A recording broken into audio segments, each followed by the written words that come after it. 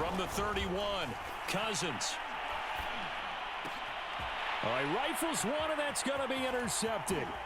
Chauncey Gardner-Johnson with a pick. And the Saints are going to have the football here at their own 35-yard line. Second straight drive now here, Charles, that have ended with an interception. And I just wonder, because I don't think it's going to rattle him necessarily, but I also wonder if it's going to nerve him a little bit. Does it lead to another one, or does he find a way to pull it together and become sharp again?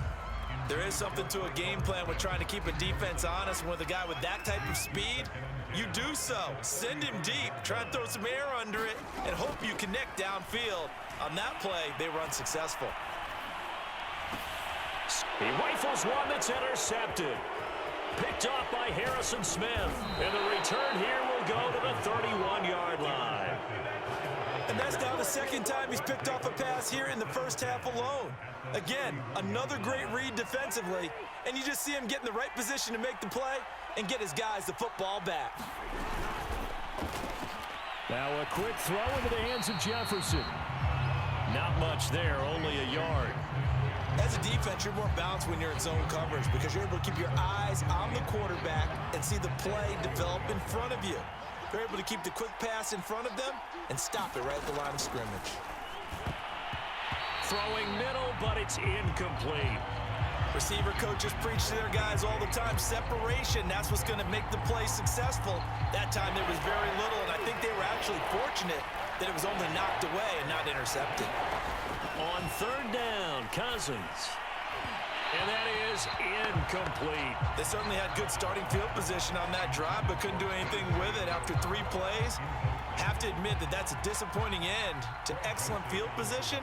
When that drive started, they had 6 points that they were thinking about.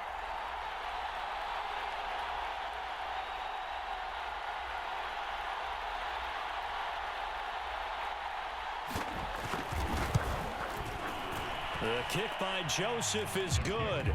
And they are on the board, trailing now at 6-3. They got the interception, but very little movement after, and that forces them to settle for 3. And it does feel like settling when that happens, doesn't it? It certainly does, but we got to give a lot of credit where it's due, and that's to the defense because they ran onto the field. This is what we call sudden change, right? Interception, you got to go put out the fire, and they did, holding them to a field goal. And all deep in his own territory, he coughs up the football. And the Vikings pick up the football. And he will take this down to the 10-yard line. So not quite a first and goal. It's 1st and 10 from the 10. They'll run on first down. Cook.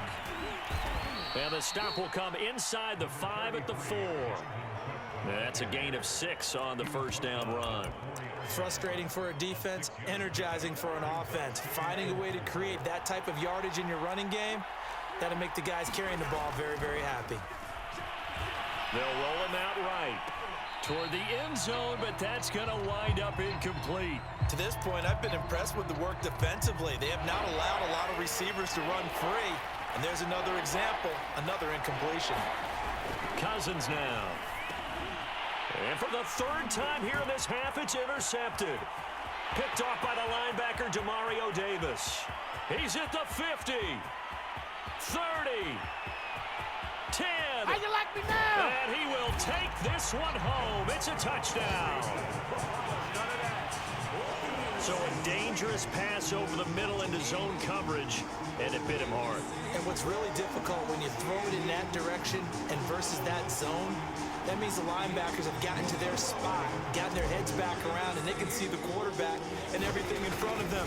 And they took big advantage of it, went the other direction, excellent blocking, and picked up a touchdown.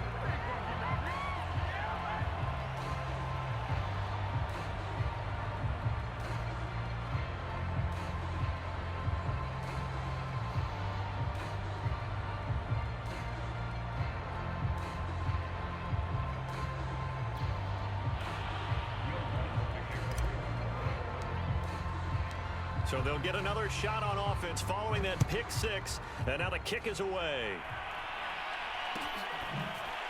Nwangu now from his end zone. And he returns this to the 22.